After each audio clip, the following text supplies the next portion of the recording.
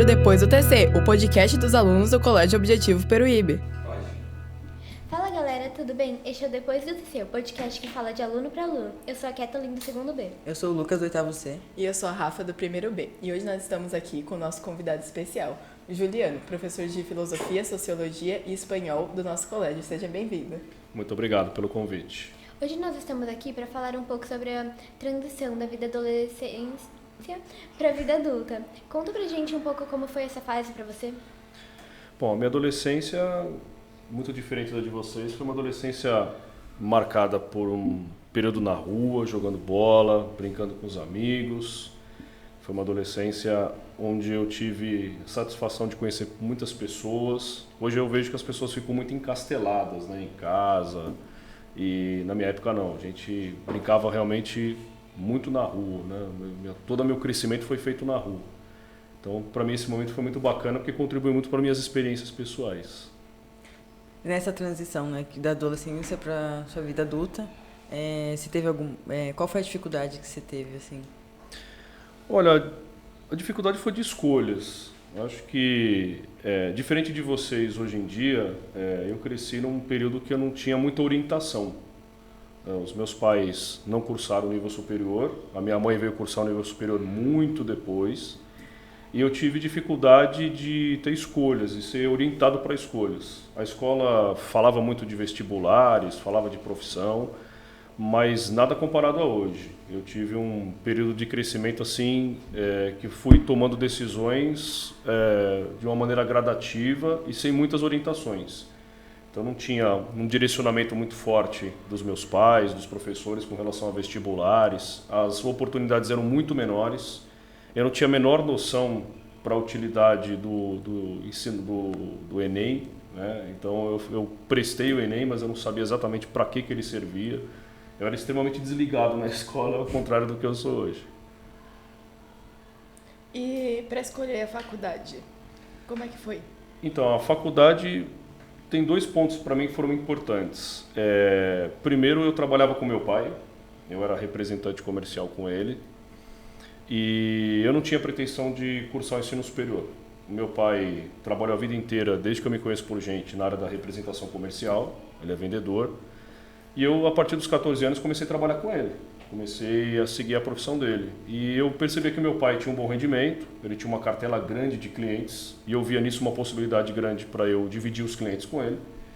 E eu não pensava em cursar a faculdade. Aí o sonho da minha mãe era que eu cursasse alguma coisa, porque ela não teve essa oportunidade, e o sonho dela era que eu cursasse. Aí, como muitas pessoas, eu prestei vestibular e entrei em administração. E eu detestei a administração, fiquei 6 meses na administração, foi a pior experiência da minha vida. E nesse período da administração, eu acabei descobrindo, assim, depois de muito tempo, que eu senti uma vocação para ser padre. E foi nesse momento que eu tomei uma decisão muito importante. Eu abandonei tudo, a minha vida com meu pai, a minha vida, assim, meus amigos. E aí eu fiz outro vestibular, aí eu fui aprovado em filosofia na Universidade Católica de Santos, no ano de 2009. E foi de lá para frente que a vida deu uma mudança assim brutal, né? Então a minha escolha acadêmica não foi uma escolha muito consciente, diferente do que a gente orienta o pessoal da terceira série do médio, conversa com eles. Não foi uma escolha consciente, foi uma escolha pautada por um momento que deu um lapso em mim e eu acabei fazendo opção pela filosofia. Aí de lá para cá eu não parei mais. Aí eu realmente engajei na vida de estudo, abandonei a carreira de vendedor do meu pai e aí eu passei a viver uma vida dentro do seminário. E essa experiência foi muito marcante para mim. Muita gente, antes de fazer uma faculdade, eles fazem o teste vocacional, né? Você acha que teria te ajudado? Sim, eu vejo como positivo o teste vocacional. Eu acho que o teste ele é positivo, mas ele não é definidor. Inclusive, numa das aulas que eu ministrei há pouco tempo atrás, eu conversei com os alunos, trabalhando um autor em sociologia, e eu disse a eles que eu acho que o mais importante é você observar o seu dom. Eu acho que o diagnóstico primeiro tem que ser o dom.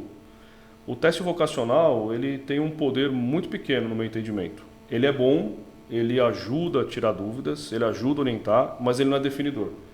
Porque dentro do teste vocacional, uma vez que você descobre que área que você segue, a sua dúvida permanece, porque você tem muitas áreas. Hoje você tem um leque de profissões muito grande. Então eu acredito que o teste vocacional é secundário. O primário eu creio que seja você descobrir qual que é o seu dom, qual que é o seu talento. Então tem muitas pessoas que têm talento para verbalizar, tem pessoas que têm talento para explicar, tem pessoas que têm talento para pensar, tem pessoas que têm talento para escrever. Eu acho que tudo isso é muito mais definidor para um aspecto profissional, para um sucesso profissional, do que propriamente o teste vocacional. Eu acho que ele é secundário nesse processo, pelo menos assim que eu entendo.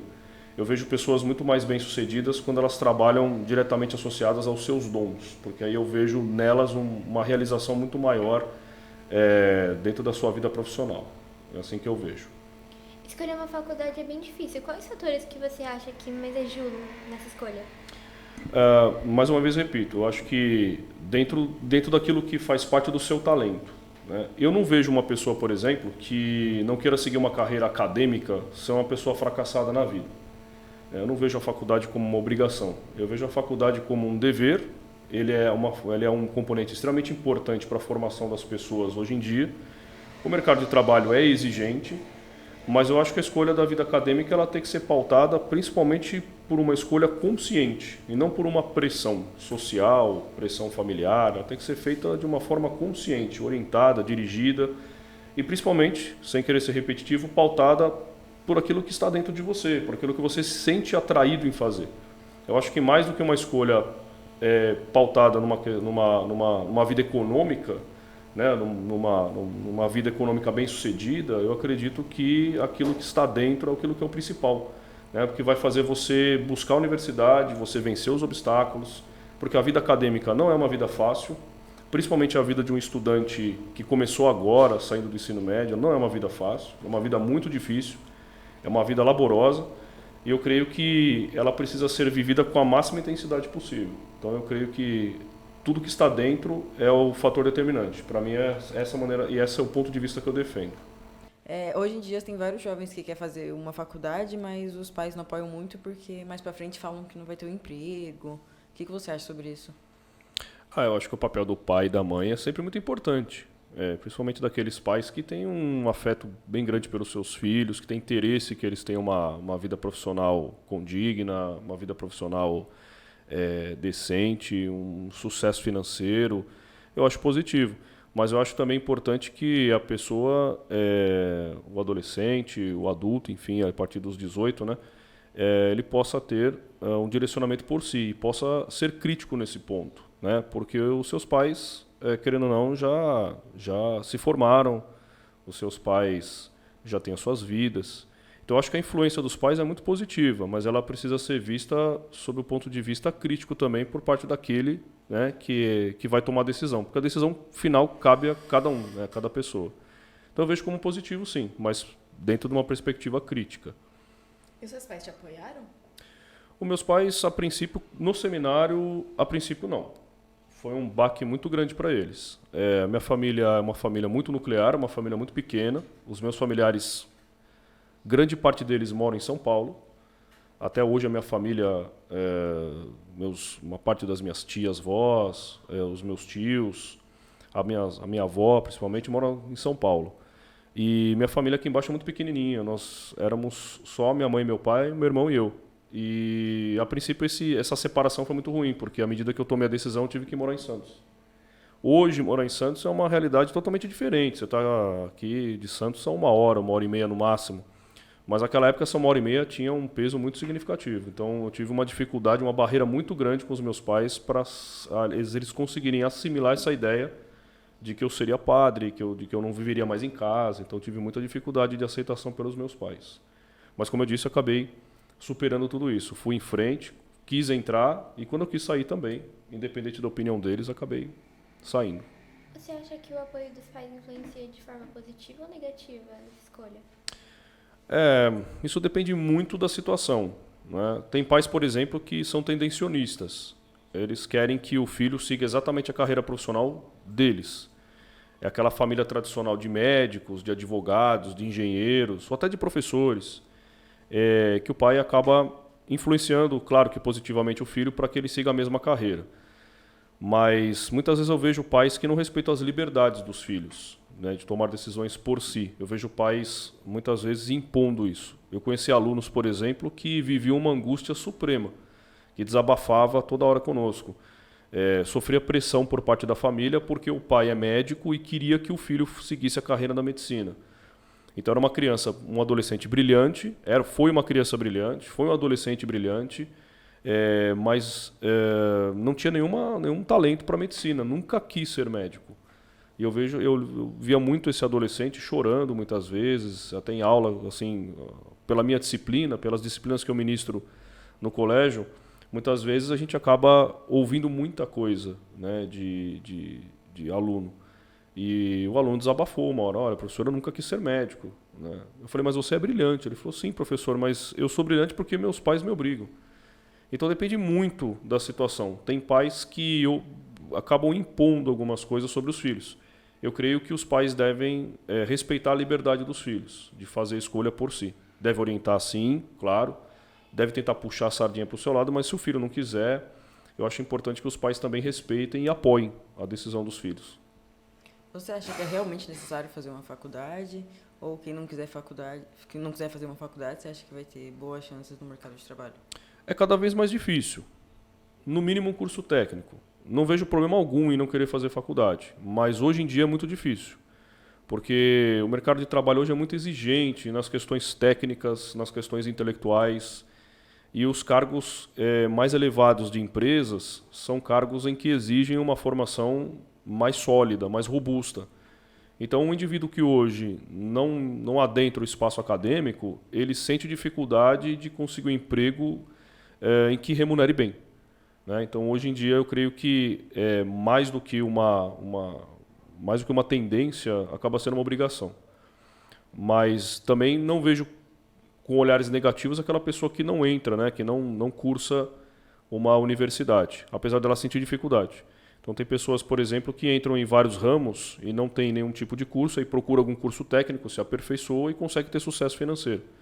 Mas eu creio que a universidade hoje acaba sendo um caminho que precisa ser trilhado de alguma forma, né, para que você consiga um posicionamento no mercado de trabalho que seja um posicionamento condigno aí com aquilo que você deseja profissionalmente.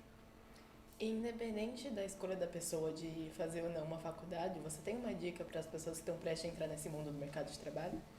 Sim, eu acho que, mais uma vez, me perdoem assim, a repetição, mas trabalhar é uma necessidade, né? Trabalho é uma necessidade. Aliás, nós estamos aqui dentro de um espaço de trabalho. O espaço de trabalho é um espaço positivo, é um espaço de enobrecimento do ser humano, é um espaço de aperfeiçoamento, de socialização, é um espaço de divisão de trabalho, é um espaço onde as pessoas interactuam. Então, o trabalho é uma necessidade do ser humano. Isso fica muito latente cada vez mais, né? E sociedades que têm a divisão do trabalho, sociedades industrializadas, tendem cada vez mais a evoluir sob a perspectiva sociológica, sob a perspectiva filosófica. Então, sociedades sempre tendem a caminhar para frente. Então, trabalhar é uma necessidade que nós temos. Eu acho que isso é fundamental. E dentro desse quesito do trabalho, eu acho importante que, mais uma vez, as pessoas, os indivíduos, olhem um pouquinho para si. As pessoas, lamentavelmente, hoje, estão muito voltadas para o universo exterior, para a aparência, estão preocupadas com aquilo que as pessoas vão pensar delas, aquilo que vão dizer delas. Eu sou totalmente contrário a pensar que existem alguns tipos de profissões bem-sucedidas. O médico é um profissional bem-sucedido, mas porque ele também valoriza o seu trabalho, né? Então eu creio que todo tipo de trabalho é digno e todo tipo de trabalho traz bem-aventurança, todo tipo de trabalho traz boa remuneração, basta você ter boa vontade para trabalhar. Então você tem, por exemplo, aí, eu vou falar da minha profissão, tem que falar: poxa, mas professor ganha pouco. Ganha pouco porque não quer trabalhar, desculpa. Eu creio que você vai ganhar um salário melhor à medida que você se qualificar mais. O professor é uma profissão que exige qualificação constante. E à medida que você tiver qualificação, você vai conseguindo mais aulas, você vai conseguindo dar aulas em lugares melhores, que remuneram melhor, você vai conseguindo fazer horários e você vai conseguindo ter boa remuneração. Tem professores acadêmicos que eu já conheci, comecei a cursar Direito há um tempo atrás, em 2012, e eu tive aula com um professor que dava 2 aulas na semana e tinha uma renda de R$10 mil para dar 2 aulas na semana. Mas ele tinha um gabarito para isso. Ele era um cara extremamente estudioso, né? Ele era um cara que trabalhava ali no direito penal. Ele era um perito na área, né? Então, o qualificador é importante para isso tudo. Então, eu creio que sim, né? É importante que você tenha uma formação e, principalmente, que você valorize aquilo que você tem dentro de si. Eu acho que o principal processo de felicidade, a felicidade em si, ela consiste em você se realizar como pessoa, como indivíduo, e se encontrar dentro da sua profissão, né? Se você me perguntar se eu sou feliz como professor, é claro que eu sou feliz como professor. Eu tenho dissabores, eu tenho momentos ruins, existem pontos da profissão que não são muito interessantes, mas, por outro lado, como professor, eu sou feliz e como pessoa também. Eu me sinto realizado plenamente com aquilo que eu escolhi para a minha vida, né? Eu hoje não faria uma outra escolha. E para as pessoas que querem fazer uma faculdade, por onde você acha que elas devem começar?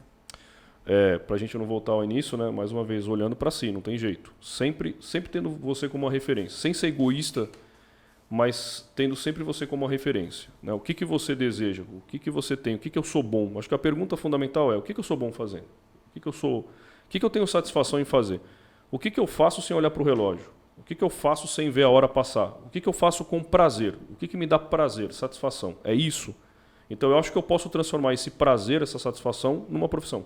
Eu posso encontrar esse prazer, essa satisfação no exercício de uma profissão. E não ver a profissão como um fardo, mas como um meio para você se desenvolver, evoluir, para você caminhar para diante. É assim que eu vejo. Muitas pessoas que estão nessa fase começam a sair da casa dos pais e morar sozinhas. Você tem algum conselho para essas pessoas? Morar sozinho é um grande desafio. Eu acho que, em primeiro lugar, se tivesse que ter um conselho, seria ter consciência, em primeiro lugar. Não sair de casa com raiva, não sair de casa porque os outros sair de casa conscientemente. Morar sozinho é um desafio diário, né? Em casa, quando você mora com os pais, querendo ou não, você goza de algumas regalias. Das coisas mais básicas, da roupa lavada, da comida pronta, de algum cuidado especial quando você chega. Morar sozinho implica que você cuide de tudo sozinho, que você tenha um novo tipo de administração, uma administração diferente da sua vida. Então você passa a ser responsável por tudo aquilo que você tem que fazer. E se você largar a roupa em cima da cama, ela vai permanecer. Se você não limpar, a sujeira vai permanecer. E você não tem ninguém mais para fazer isso por você. Então acho que, antes de mais nada, você tem que ter um preparo psicológico para estabelecer essa ruptura de modo consciente, e ela precisa acontecer, porque ela traz amadurecimento, mas ela precisa acontecer dentro de uma consciência, dentro de um momento certo para isso acontecer. Não existe, eu não tenho capacidade de dizer qual é o momento certo para isso.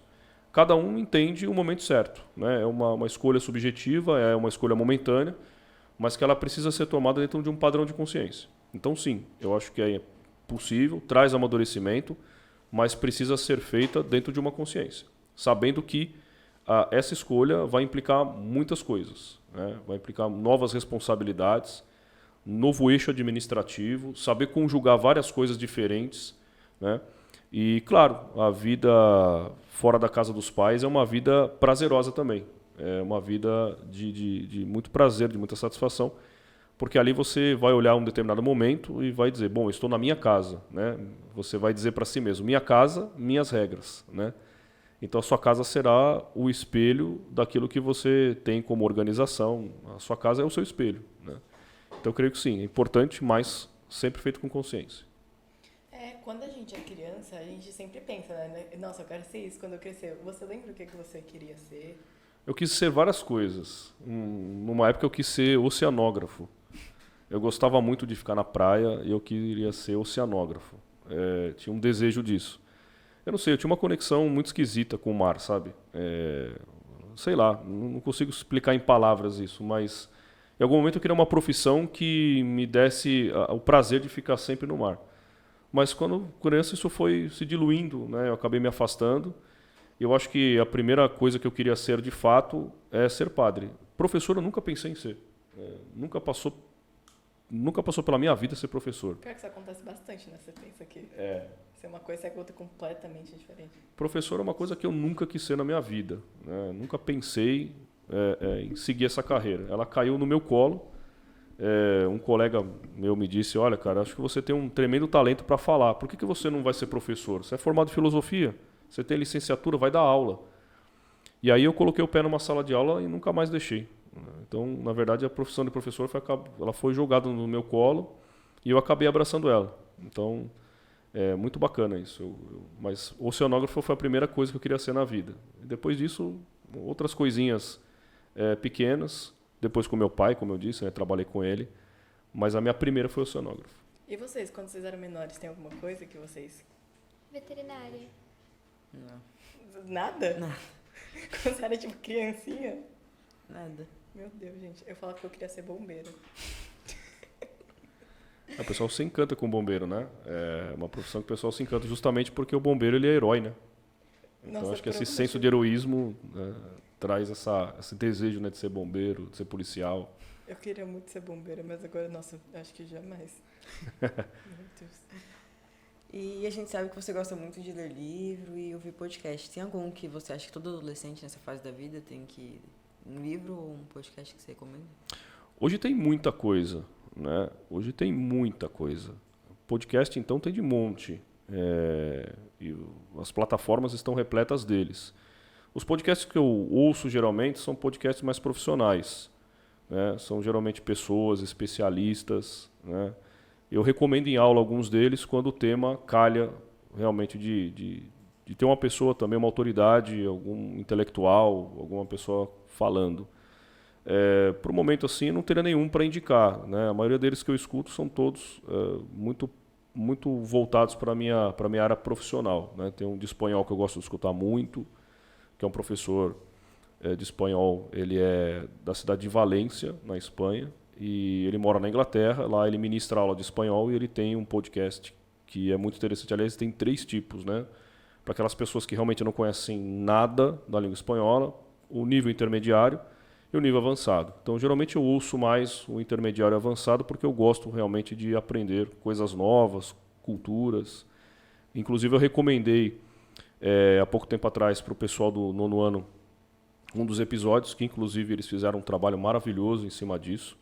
É um episódio em que o professor apresentou um tema sobre a sociedade da imagem, né? A preocupação que as pessoas têm com a estética, com a beleza, com a aparência e as implicações que isso traz. E ele contou a experiência dele próprio, que ele se submeteu a uma cirurgia bariátrica porque ele era obeso e a sociedade a sociedade espanhola condena bastante. Aliás, um parênteses seja dado, nós estamos acompanhando o que tem acontecido com o Vinícius Júnior, na Europa, na Espanha, no Campeonato Espanhol.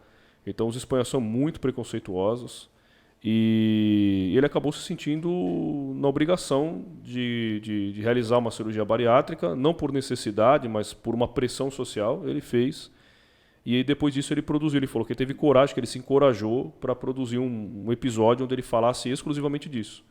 E foi esse a base do trabalho que o pessoal do 9º ano realizou e que fez até pelo menos um momento de forma muito magistral. Eu dei para eles algumas dicas. Então esses tipos de podcast eu gosto de escutar bastante, né? Então eu vejo que hoje a indústria de podcast cresceu muito e ela facilita muito para que as pessoas tenham acesso à informação que não tinham anteriormente. E livros também. Geralmente eu leio muitos livros das minhas áreas. Gosto muito de literatura. Eu acho que a literatura é extremamente enriquecedora. As pessoas muitas vezes desprezam essas literaturas mais clássicas e eu creio que elas têm muito a nos ensinar. Então, se tivesse livros aí que eu recomendaria para fazer leitura, a literatura clássica, né? Livros como do Eça de Queiroz, por exemplo, O Crime do Padre Amaro, né? A Relíquia, que são livros que eu li recentemente. Eu estou relendo livros da literatura nacional que muitas vezes eu acabei deixando de lado por conta da escola. Então, no ensino médio, muitas vezes eu não tinha maturidade para entender esses livros e eu não tinha quem me explicasse esses livros. E hoje eu vejo que eles são extremamente importantes e enriquecedores. Então, eu gosto de ler muitas coisas relacionadas às minhas áreas formativas. É assim que eu vejo e sempre recomendo dentro do possível, né? E voltando um pouco no assunto anterior de faculdades, você acha que quem vai entrar numa faculdade tem que saber um pouco de línguas estrangeiras? É fundamental hoje em dia. É fundamental. As escolas têm passado por um processo de renovação pedagógica, né? Hoje a maioria das escolas oferece o inglês. Então você oferta para crianças os cursos bilíngues, né? Onde a criança aprende o inglês desde a infância. né? E hoje se dá muita importância para o inglês, porque o inglês acaba sendo uma língua universal, uma língua de comunicação universal, e isso permite com que as pessoas, profissionalmente falando, ocupem cargos melhores dentro de empresas. Então, saber falar uma língua estrangeira hoje, saber se comunicar, dependendo da área que você vai atuar, é de fundamental importância. Então, eu creio que sim. Uma língua estrangeira hoje te auxilia demais. E não só no campo profissional, né? Você tem ali, por exemplo, jogos, séries. Você tem todo um universo interativo que tem exigido cada vez mais que as pessoas tenham uma segunda língua. Então eu vejo com muito pesar pessoas que hoje dentro da sala de aula desprezam línguas estrangeiras, né? Veem nas línguas estrangeiras um peso e não uma solução, né? Você ainda ouve, eu como professor de língua estrangeira ainda ouço pessoas dizendo que o espanhol não serve. Mas essas pessoas ignoram que na Europa, principalmente, o espanhol é uma das línguas mais faladas, né? Ele é a segunda ou terceira língua mais falada no mundo, com o maior número de falantes. Segundo os últimos dados, você tem 500 milhões de pessoas falando espanhol hoje em dia. Só que na América Latina, todos os países que fazem fronteira com o Brasil falam espanhol. E eu vejo muitas pessoas dizendo que o espanhol não tem serventia, né? E muito pelo contrário.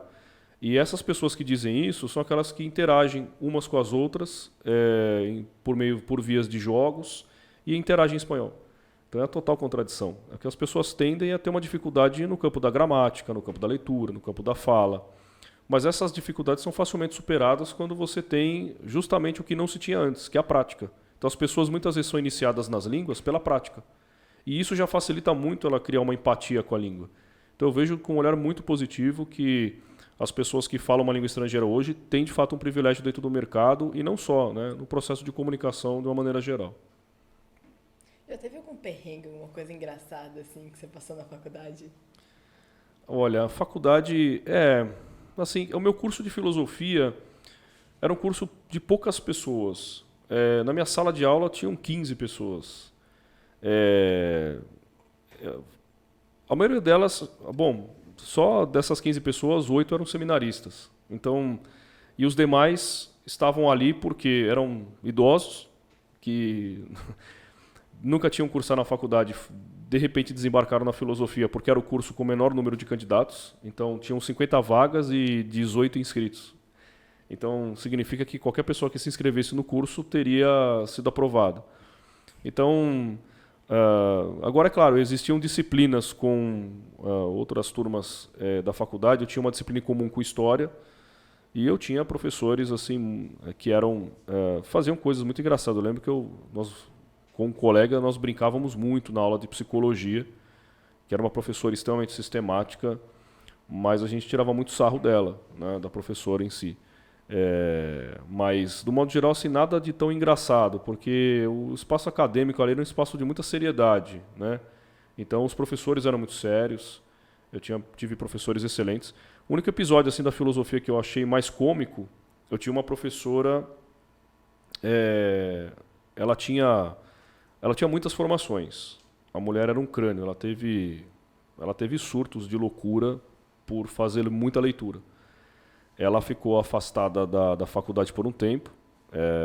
Eu lembro que ela entrava na sala de aula com um carrinho de supermercado e ela jogava livros na mão da gente. E falava assim, você vai abrir na página 30, você vai ler o parágrafo 3 e você vai encontrar a resposta para a pergunta que eu vou deixar na lousa. Uma coisa insana. Ela conhecia todos os livros por página, que ela jogava na gente. E ela literalmente atirava os livros. Ela saía do elevador com um carrinho do supermercado, com um monte de livro dentro, jogando na mão da gente. E falava assim, olha, você abre na página tal, no parágrafo tal, que você vai ler isso e você vai responder a pergunta que eu vou te fazer na lousa. A aula dela era praticamente isso. E claro que assim, desagradava muito a gente, porque a gente queria aquela aula expositiva, né, o professor expondo. Depois eu percebi a importância disso pra gente, né? Ela estava tentando nos formar no campo da pesquisa. E eu lembro que ela já era uma senhora e ela se afastou, ela quebrou o tornozelo. Ela era muito obesa, ela quebrou o tornozelo, ela torceu, ela andava com salto, ela torceu o pé e quebrou o tornozelo e ficou afastada da faculdade 1 ano e meio. E para nós foi a glória isso, né? Porque aí nós tivemos aula com outro professor que ministrava a mesma disciplina que a dela, com uma sistemática totalmente diferente. E eu lembro que, só para vocês terem uma ideia, ela esquecia qual era o carro dela. Então ela reconhecia o carro dela apertando o alarme no estacionamento da faculdade. E só tinha acesso à faculdade o pessoal que era professor, no caso a gente que era seminarista, né? A gente tinha acesso à garagem da faculdade e eu lembro que a gente ajudava ela a ir para o carro dela. Então tinham 3, 4 carros com a mesma marca do carro dela, ela apertava o alarme do carro para saber. E uma vez ela entrou num carro errado. Ela apertou o alarme, coincidentemente o outro professor também apertou o alarme de um carro que era parecido com o dela, ela confundiu e entrou no carro. Aí nós tivemos que tirá-la de dentro do carro, falando, não professor, mas esse carro não é da senhora. E ela era muito... Então ela teve surtos de loucura, né? E eu lembro que a gente conversava muito com ela gostava muito de nós, né, dos seminaristas. E eu lembro que ela relatou uma vez pra gente que voltando, né, esse período que ela ficou afastada da faculdade, ela leu 12 livros em latim. Né? Então ela contou pra gente que ela pegava filósofos assim clássicos, Santo Agostinho, Santo Tomás de Aquino, e ela lia no latim original. Então era uma coisa absurda, assim, a professora absurda. E ela estava, na época, cursando ainda mais idiomas. Ela estava fazendo alemão na cultura inglesa. Ela começou a cursar Direito, ela falou pra gente. Ela gostou do Direito, fez mestrado em Direito. E depois ela começou a cursar alemão. Então foi uma coisa absurda. Né? Assim, então esses foram alguns episódios que nós tivemos aí mais diferentes na faculdade. E morando sozinho, você já fez alguma coisa, tipo, colocou um pregador no micro-ondas e ele explodiu? Nunca fiz nenhum tipo de atrocidade como essa. Eu aprendi muito com meu pai. Minha mãe é portadora de lúpus. É uma doença hoje bastante conhecida, mas à época não era conhecida. E eu aprendi muito com meu pai. Meu pai assumiu a frente da casa quando a minha mãe ficou adoecida. Eles tinham um acordo entre eles de que minha mãe iria nos criar na parte educativa e o meu pai iria ficar responsável pelo trabalho. Isso foi um comum acordo celebrado por eles. E a minha mãe sempre deixou muito claro isso, que quando nós tivéssemos uma possibilidade, quando crescêssemos, ela iria voltar a trabalhar. E de fato isso aconteceu depois de um tempo. E nesse percurso que minha mãe foi diagnosticada com lúpus, eu lembro que meu pai assumiu a casa. Então meu pai nos forçava, a mim e o meu irmão, a limpar a casa, a organizar as coisas, porque minha mãe não podia ficar nervosa, não podia fazer esforço. E eu lembro que eu aprendi muito com meu pai. Então quando eu fui para o seminário eu tinha muito conhecimento. Eu não era um perito em passar roupa e muito menos em lavar. Mas eu sabia algumas noções básicas disso. Então nunca passei vergonha, né? Nesse ponto eu posso agradecer muito ao meu pai, porque eu nunca passei nenhum tipo de vergonha. Nunca esqueceu ferro em cima da roupa? Não, nunca esqueci ferro em cima da roupa. Uma coisa que eu sou muito ruim é cozinhar. Eu sou péssimo na cozinha. Sou péssimo. A única coisa que eu sei fazer, assim, mais razoavelmente, é um macarrão. Eu tinha dificuldade até pouco tempo para fritar um ovo. Então, fazer arroz nem a pau. Eu não consigo fazer arroz. Eu tenho uma dificuldade enorme com comida. Eu não tenho empatia com comida. Eu não sei fazer comida. Eu não tenho nenhuma empatia. Eu trabalho dentro da vontade. Quando eu estou com vontade, eu faço macarrão. Mas é só. O meu miojo é ótimo. Mas eu não morro de fome também, né? Eu teria que aprender. Mas essa parte eu não tenho aptidão nenhuma. Mas nunca fiz uma bobagem desse tipo, não. Já queimei arroz, já fiz algumas coisas desse tipo. Então agora a gente vai para um momento especial. E no momento especial desse episódio a gente tem uma surpresa para você, Juliano. Pode dar play aí, produção. Quero ver. Bom, meu nome é Nicole. Eu estava no 3º ano do ensino médio ano passado, me formei. E esse ano eu comecei a cursar pedagogia. Estou fazendo no Instituto Federal. E que, de certa forma, foi uma mudança muito drástica para mim, porque eu estava no ensino médio, né? E aí agora eu tô meio que tendo essa vida adulta.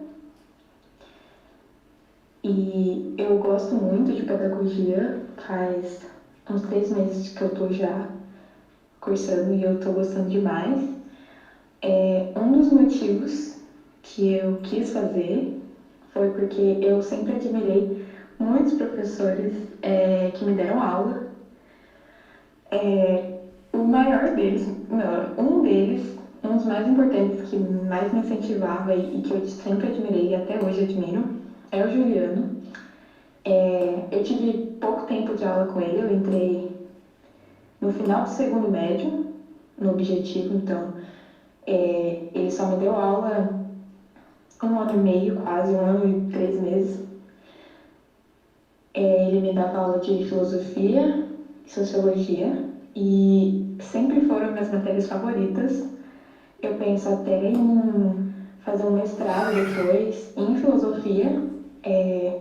E com certeza um dos meus maiores motivos sempre vai ser o Juliano. Ele fez eu gostar de filosofia. E ele sempre me incentivou. Eu lembro que ano passado eu comentei com ele que eu queria fazer pedagogia. E ele super me incentivou, falou que queria me ajudar, que ia ver se eu precisasse de ajuda eu podia falar com ele. Ele falou que era super... Ele sempre me incentivou, sempre que eu comentava, ele sempre adorava falar sobre. E até esse ano eu já conversei com ele, falando, né, sobre a faculdade. E ele super me incentiva. Eu sou muito agradecida por ter tido aula com ele, porque quem sabe se eu não tivesse tido aula, eu não estaria aqui hoje cursando uma coisa que eu estou gostando demais. Então, sou muito agradecida a ele por isso. Juliana, como é para você saber o impacto que tem na vida desses alunos? É gratificante. Eu acho que um dos maiores objetivos que a gente tem é esse. Eu sempre tive por meta na minha área, e eu sei que as minhas 2 disciplinas nunca foram disciplinas bem vistas, né? Desde que eu tive aula de filosofia e sociologia no ensino médio, eram disciplinas que as pessoas viam sempre como um fardo. Então, a filosofia era coisa de doido, era pensamento muito abstrato.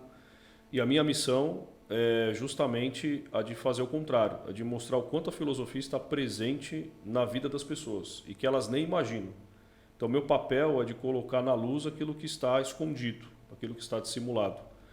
E saber que existem pessoas como a Nicole, que se encontraram na vida, e a Nicole tinha dúvidas profundas sobre a profissão que ela ia seguir. Em alguns momentos ela chegou a conversar comigo de fato, não só comigo, com outros colegas também, sobre a impossibilidade de entrar no universo acadêmico, de acessar o ensino superior ou de não desejar o ensino superior.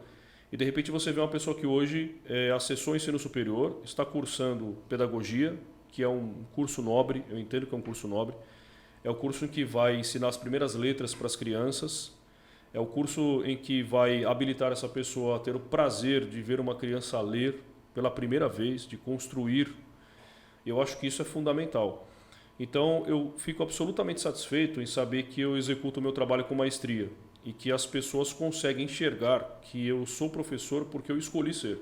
Apesar da profissão ter sido colocada nas minhas mãos de uma forma abrupta, né, pela orientação de um colega, eu percebo que eu consigo cumprir bem o meu papel quando eu ouço pessoas como ela falando do impacto que a minha profissão, as minhas palavras, os meus ensinamentos têm sobre as pessoas.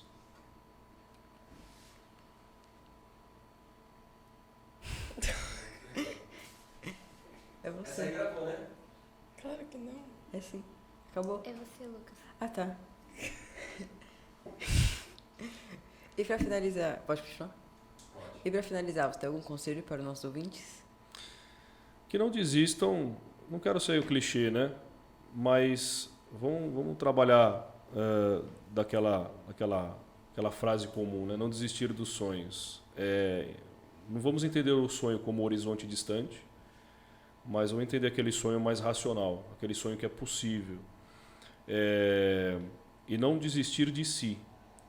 E mais do que isso, passar a se valorizar, a olhar para dentro, a se conhecer um pouco mais. Um dos maiores filósofos da antiguidade, e creio que seus ensinamentos continuam presentes e mais do que nunca necessários, é Sócrates. A frase atribuída a ele, o pensamento atribuído a ele, conhece-te a ti mesmo, é aquilo que mais eu creio que as pessoas precisam ter, autoconhecimento. As pessoas precisam olhar mais para dentro de si. Elas estão sempre vivendo em projetos, sempre se projetando para o seu exterior, sempre aguardando que os outros lhe ofereçam pontos de vista, opiniões, sempre interfiram nas suas vidas. Então eu creio que uma vez que as pessoas se conhecem, elas são capazes de tomar decisões mais conscientes e mais maduras também. Então, se há um conselho que eu posso dar para quem nos ouve, é justamente de buscar cada vez mais se conhecer, não ter medo de se encontrar, porque as pessoas têm medo, Eu ouço pessoas, quando eu pergunto nas minhas aulas, quem que é você? E aí a pessoa se impacta com essa pergunta e de repente ela olha para o colega ao lado e diz, me diz aí quem sou eu, né? Aí eu falo para ela, mas será que terceirizar a definição sobre você é uma escolha que você faz positiva para a sua vida? Então, será que não é perigoso você deixar com que as pessoas saibam melhor de você do que você mesmo?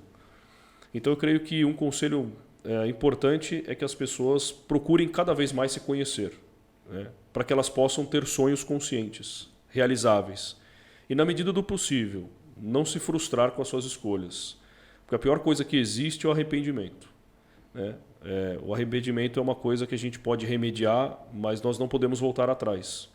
Então, viver com consciência, fazer escolhas conscientes, controlar o impulso, a ansiedade, para que esse sonho seja possível e, na medida do possível, realizável. Porque quanto mais a gente acumula frustrações, pior nós ficamos. E mais drástica e mais triste é a nossa vida. Então, esse é o conselho que eu tenho para dar às pessoas que nos ouvem. Muito obrigada, Juliano.